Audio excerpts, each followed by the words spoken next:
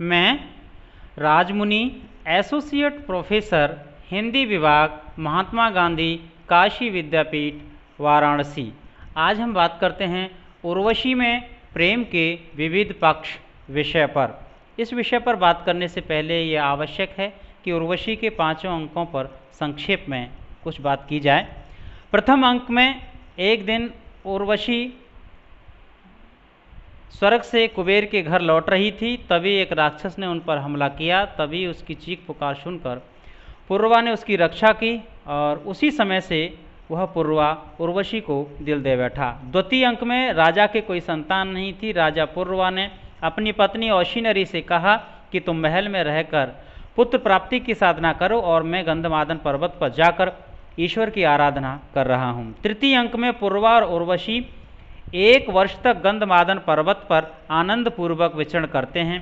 उर्वशी पूर्वा से कहती है कि जिस प्रकार पृथ्वी पर रहने वाले पुरुष स्वर्ग की अप्सराओं को प्राप्त करने के लिए बेचैन रहते हैं, ठीक उसी प्रकार स्वर्ग की अप्सराएं भी पृथ्वी के वीरों को प्राप्त करने के लिए बेचैन रहती हैं। 1 वर्ष के बाद पूर्वा अपने नगर प्रतिष्ठानपुर को वापस चला जाता है। उर्वशी च्यवन ऋषि के आश्रम में एक पुत्र को जन्म देती है। चतुर्थ अंक में उर्वशी अपने पति से पुत्र को छिपाकर रखती है। वह च्यवन ऋषि की पत्नी सुकन्या को अपना पुत्र सौंपकर पूर्वा के पास प्रतिष्ठानपुर चली जाती है। पंचम अंक में राजा पूर्वा स्वप्न में अपना पुत्र देखता है, लेकिन वह जैसे ही उसे प्राप्त करना चाहता है वैसे ही वह गायब हो जाता है। राजा इस स्वप्न के विषय में ज्योतिष से पूछता है तो वो बताता है कि पुत्र तो तुम्हें मिलेगा लेकिन तुम सन्यासी हो जाओगे। उसी समय सुकन्या पूर्वा के पुत्र को आयु को राजमहल में लाती है। राजा उसे देखकर तुरंत राजमुकुट पहनाता है और स्वयं सन्यासी हो जाता है, वन को चला जाता है। उर्वशी भी उसी पुत्र को देखकर स्वर्ग लौट जाती है। औशिनरी उसको माँ की तरह पालन पोषण करती है। प्रेम। अब बात करते हैं उर्वशी में प्रेम के विविध पक्ष। तो सबसे पहले जानना जरूरी है कि प्रेम क्या है। प्रेम शब्द का संबंध प्रकृति के जन्म के साथ अवश्य रहा होगा। जब से प्रकृति में जीव जंतु एवं मानव ने होश संभाला है तब से प्रेम निरंतर कई रूपों में देखने को मिलता है और शायद जब तक यह संसार रहेगा, यह प्रकृति रहेगी, तब तक प्रेम हमेशा रहेगा। प्रेम को हिंदी शब्द में प्यार, अनुराग, वासना, लगाव, चाहत, प्रीति, स्नेह आदि नामों से जाना जाता है। वास्तव में जीव जंतुओं को छोड़ दिया जाए तो मानव के लिए प्रेम के 2 रूप ही नजर आते हैं। एक ऐसा प्रेम जिसमें वासना को छोड़कर करुणा, दया, ममता, वात्सल्य आदि होता है। इस प्रकार के प्रेम को वासना रहित प्रेम कहते हैं। दूसरा प्रेम वह है जिसमें वासना प्रमुख होती है, बाकी चीज़ें गौण होती हैं। इस प्रकार के प्रेम को वासना सहित प्रेम कहते हैं। यदि संसार में देखा जाए तो ये दोनों प्रेम एक साथ किसी भी व्यक्ति में विद्यमान नहीं हो सकते। या हम यूँ कहें कि कब कौन सा प्रेम व्यक्ति के मानस पटल पर हावी होगा यह भी निश्चिंतापूर्वक नहीं कहा जा सकता। अब आइए बात करें उर्वशी की। तो उर्वशी में रामधारी सिंह दिनकर ने प्रेम के जिन रूपों की चर्चा की है, प्रेम के विविध पक्ष कौन कौन से हैं, इसमें प्रेम को 4 रूपों में देखने को मिलता है। पहला, उर्वशी एवं अप्सराओं का वासना मूलक प्रेम जिसे स्वच्छंद प्रेम कहते हैं। दूसरा, पुरूरवा का द्वंद्व मूलक प्रेम। तीसरा, औशिनरी का निष्काम एवं एकनिष्ठ प्रेम। चौथा, सुकन्या का गृहस्थ मूलक प्रेम। सहजन्या रंभा से पूछती है कि हमारा जन्म किस लिए हुआ है। तो रंभा उसे समझाती है कि हमारा जन्म किसी एक का मन बहलाने के लिए नहीं बल्कि सभी को प्रसन्न करने के लिए हुआ है। अर्थात स्वर्ग की जितनी भी अप्सराएं हैं वे स्वच्छंद प्रेम में विश्वास करती हैं।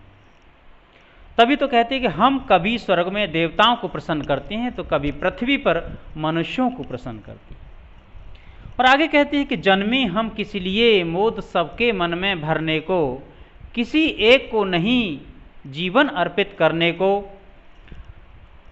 अपना है आवास न जाने कितनों की चाहों में, कैसे हम बंध रहे हैं किसी नर की दो बाहों में, यानी हम किसी एक जगह स्थिर रह नहीं सकते हैं। पूर्वा जिस समय अपने आप से प्रश्न करता है कि मैं देवता तो बनना चाहता हूँ, लेकिन इस कामाग्नि को कहाँ रख दूँ जिससे ये पुनः कभी बेचैन न करे, लेकिन फिर वह सोचता है कि बिना कामाग्नि के जीवन कैसा। इसी समय उर्वशी उसे बताती है काम का महत्व। कहती है कि जब तक शरीर में कामाग्नि है, पौरुष की भावना है, कुछ करने की चाहत है, तभी तक इसका महत्व है। और बिना पौरुष के पृथ्वी से लेकर आकाश तक कुछ भी नहीं हाथ लगता।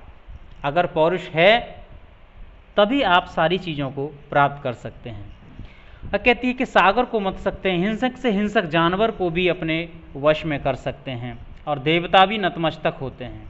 वह कहती है कि जब तक यह पावक शेष, तभी तक सखा मित्र त्रिभुवन तेरा, चलता है भूतल छोड़ बादलों के ऊपर से अंदन तेरा, सुरपति तब तक ही सावधान रहते बढ़कर अपनाने को, अप्सरा स्वर्ग से आती है अधरों का चुंबन पाने को। दूसरी ओर देखा जाए तो पूर्वा का द्वंद्व मूलक प्रेम है। वह प्रेम है जिसमें व्यक्ति भौतिक सौंदर्य एवं आध्यात्मिक सौंदर्य में से किसी एक को नहीं चुन पाता है। जब भौतिक को देखता है तो आध्यात्मिक व्यर्थ लगता है, जब आध्यात्मिक को देखता है तो भौतिक व्यर्थ लगता है।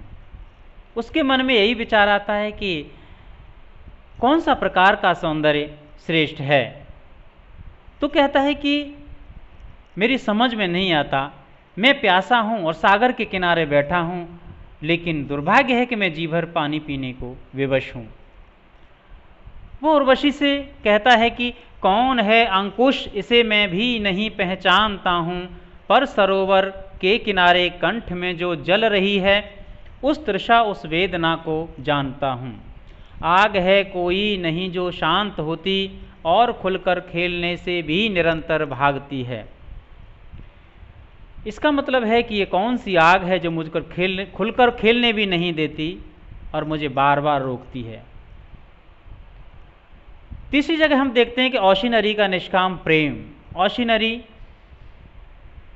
एक प्रेमिका और एक ऐसी पत्नी है जो अपने प्रेमी या पति के प्रति निष्ठा भाव से प्रेम रखती है। वो अपने पूर्वा के अलावा किसी दूसरे पर ध्यान केंद्रित नहीं करती। हाँ, मानवीय गुण तो है, वो कभी खींच जाती है, उसे इस बात की कतई परवाह नहीं कि उसका पति कहाँ जा रहा है। जब राजा पूर्वा उससे कहता है औशिनरी से कि तुम राजमहल में बैठो और मैं पुत्र प्राप्त करने के लिए गंधमादन पर्वत पर जा रहा हूँ, तब औशिनरी अपनी बात व्यक्त करते हुए कहती है कि हाँ, अनोखी साधना है, अप्सरा के संग रमना ईश की आराधना है। पुत्र पाने के लिए बहरा करें वे कुंज वन में, और मैं आराधना करती रहूं सूने भवन में। तब भी मरुत अनुकूल हों, मुझको मिलें जो शूल हों, प्रियतम जहाँ भी हों, बिछें सर्वत्र पथ में फूल हों। इससे साफ स्पष्ट होता है कि नारी स्वभाव के कारण उसमें खींच है, लेकिन इसके बाद भी वह अपने पति की यात्रा की मंगल कामना करती है। वह सारे दुखों को स्वयं झेलने को तैयार है। इसीलिए इसे कहते हैं निष्काम प्रेम, जिसमें बराबरी का कोई काम नहीं रहता है। चौथे में अगर हम देखें, सुकन्या का गृहस्थ मूलक प्रेम है। सुकन्या महर्षि च्यवन ऋषि की सहधर्मिणी है। सुकन्या का विश्वास है कि इस दुनिया के बागान में पुरुषों के कितने सुंदर पुष्प हैं, लेकिन इनमें से किसी एक को ही चुनने में, जीवन भर उसी का साथ निभाने में जो आनंद है वो अन्यत्र संभव नहीं। लगता है कि भर्तृहरि ने जो बात कही थी एक निष्ठता के बारे में, वह कही कि एको देव केशवो व शिवो व, नीति शतक में कहते हैं एका नारी सुंदरी व दरी वा। वह कहती है कि जो भौरे जीवन भर नए नए पुष्पों का रसपान करते हैं वह अंत में हाहाकार चीत्कार करके समाप्त हो जाते हैं। उसे स्वच्छंद जीवन की अपेक्षा एक निष्ठ पति के प्रति प्रेम ही पसंद है। वह चित्रलेखा से कहती है कि मुझे अपने स्वामी से दोनों मिलते हैं, तो फिर मैं दूसरी ओर क्यों जाऊं।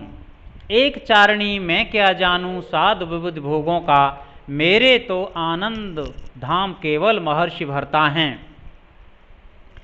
जिससे मिलता भोग योग भी वही हमें देता है, क्या कुछ मिला नहीं देता महर्षि की होकर। कहती है कि मुझे क्या नहीं मिला अपने स्वामी की पत्नी बनकर। नारी विषयक प्रेम के बाद एक प्रश्न उठता है कि पुरुषों का प्रेम किस तरह का होता है।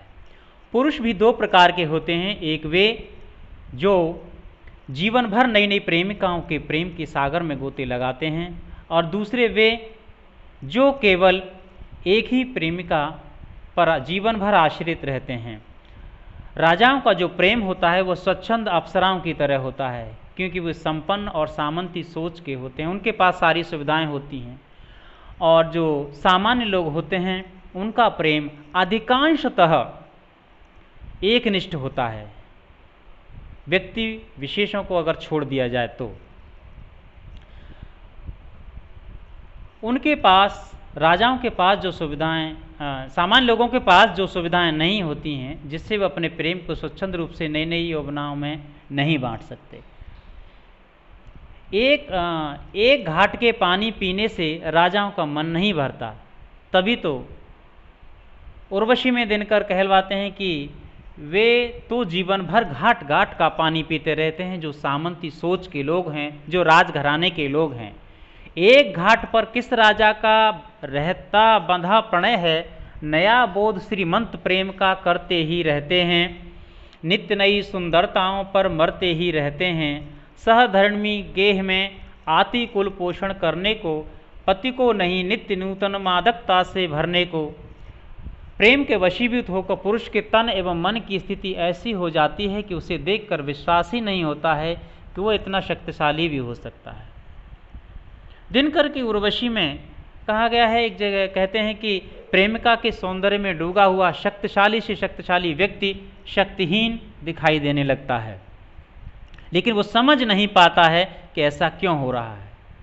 न जाने किस परम सुंदरी की तिरछी मुस्कान के आगे समर्पण कर देता है। तभी तो पूर्वा उर्वशी से अपनी विवशता के विषय में कहता है कि मेरी भी स्थिति कुछ ऐसी ही है, क्योंकि पूर्वा भी राजा है। सिंधु सा उद्दाम अपरंपार मेरा बल कहाँ है, गूंजता जिस शक्ति का सर्वत्र जय जयकार। उस अटल संकल्प का संबल कहाँ है, यह शिलासा वक्ष ये चट्टान सी मेरी भुजाएं। सूर्य के आलोक से दीपित समुन्नत भाल, मेरे प्राण का सागर अगम उत्ताल उच्छल है। पर न जाने बात क्या है, इंद्र का आयुध पुरुष जो झेल सकता है, सिंह से बाहें मिलाकर खेल सकता है। फूल के आगे वही असहाय हो जाता, शक्ति के रहते हुए वही निरुपाय हो जाता। प्रेम के विषय में मनोवैज्ञानिकों का जो मत है, वे कहते हैं कि प्रेम का प्रारंभ भले ही शरीर के बाहरी सौंदर्य से होता है, लेकिन उसकी शेष यात्रा आंतरिक मन की गहराई में जाकर ही समाप्त होती है। उस गहराई में पहुंचकर प्रेमी उस लोक में विचरण करता है जहां उसका मन समस्त बाह्य वस्तुओं के प्रति उदासीन हो जाता है। पूर्वा का प्रेम भी मानव मन को पवित्र करता है, न कि कलुषित। पूर्वा उर्वशी से यही बात तो बताता है, नहीं इतर इच्छाओं तक ही अनासक्ति सीमित है, उसका किंचित स्पर्श प्रणय को भी पवित्र करता है। पूर्वा जब उर्वशी के रूप सौंदर्य को देखकर उसका पान करना चाहता है तो उसके मन में प्रश्न उठता है कि क्या केवल सौंदर्य को देखने से ही मन की भावना शांत हो सकती है? क्या किसी नारी को स्पर्श मात्र से संतुष्ट किया जा सकता है? तभी तो अंतर्मन की आवाज़ को ढंग से समझ नहीं पाता है। दृष्टि का जो पेय है वो रक्त का भोजन नहीं है, रूप की आराधना का मार्ग आलिंगन नहीं है। इसके बाद वह पुनः अपने आप से सवाल करता है कि अगर ऐसा नहीं हो तो क्या है? रूप की आराधना का मार्ग आलिंगन नहीं तो फिर क्या है? वो कहता है कि सौंदर्य का सम्मान एवं स्वागत केवल स्पर्श करने में ही नहीं, बल्कि उसके संपूर्ण भोग में है। वह कहता है कि जैसे भूखे की भूख भोजन से और प्यासे की प्यास पानी से बुझती है, उसी प्रकार सौंदर्य संपन्न युवती की काम वासना को केवल स्पर्श से संतुष्ट नहीं किया जा सकता, बल्कि उसका जी भर भोग करने से ही उसकी काम वासना शांत होती है और वो परम आनंद की अनुभूति करती है। वो कहता है कि फिर वही परीक्षा चिरंतन, रूप की आराधना का मार्ग आलिंगन नहीं तो और क्या है? स्नेह का सौंदर्य को उपहार रस चुम्बन नहीं तो और क्या है। यानी अगर इसके अतिरिक्त प्रेम का उपभोग न किया जाए, सौंदर्य का उपभोग न किया जाए, तो उसके आगे का रास्ता क्या है, अर्थात सौंदर्य का उपभोग करना ही बेहतर है। यह बात ध्यान देने की, जब अपनी प्रेमिका से अगाध प्रेम कोई करता है तो उसकी मानसिक स्थिति बड़ी अजीब व गरीब होती है। प्रेमिका के रूप सौंदर्य में डूबा प्रेमी जब उसे चिंतन की दृष्टि से देखता है तो प्रेमिका का सौंदर्य अज्ञात सत्ता का सौंदर्य बन जाता है। इस समय वह केवल उसे देखते ही रहना चाहता है। जब प्रेमी का ध्यान सांसारिक प्रेमी प्रेमिकाओं के मिलन, स्पर्श, चुंबन एवं भोग पर जाता है तो उसे वही सौंदर्य मानवीय सौंदर्य दिखाई देता है। फिर वह भोग से योग की जाने की बात स्वीकार करता है, अर्थात मानव मन ही है जो कभी ब्रह्म को सत्य मानता है, जगत को झूठा, और कभी संसार को सत्य और ब्रह्म को असत्य मानता है। इससे साफ स्पष्ट है कि कवि ने प्रेम के जिन जिन रूपों का चित्रण उर्वशी में किया है वह बहुत ही मादक एवं अद्भुत है। उर्वशी में अभिव्यक्त प्रेम के रूपों से अनुमान लगाया जा सकता है कि ये सभी रूप कवि के भोगे हुए भी हो सकते हैं, क्योंकि स्त्री पुरुष के प्रेम के विविध रंगों को एक साथ समायोजित करना कोई आसान काम नहीं है। या हम यूँ कहें कि उर्वशी में रामधारी सिंह दिनकर ने चारों प्रकार के प्रेम की चतुर्थ नदियों का संगम बहुत शानदार और कुशल तरीके से किया है। अगर तृतीय अंक के महत्व को देखा जाए तो वास्तव में नर नारी के पारस्परिक आकर्षण या प्रेम को स्थिर करना ही इस तृतीय अंक का महत्व है। प्रस्तुत लेक्चर के लिए मैंने जिन वक्तव्य के लिए मैंने जिन सहायक ग्रंथों की सहायता ली है वे इस प्रकार हैं। उर्वशी रामधारी सिंह दिनकर, उदयाचल प्रकाशन, राजेंद्र नगर, पटना। हिंदी साहित्य की प्रमुख प्रवृत्तियाँ, जयकिशन खंडेलवाल, बेलनगंज, आगरा। आजकल मासिक पत्रिका, संपादक सीमा ओझा, सूचना भवन, CGO, लोधी रोड, नई दिल्ली। हिंदी साहित्य का इतिहास, नगेंद्र, मयूर प्रकाशन, सेक्टर 5, नोएडा। धन्यवाद।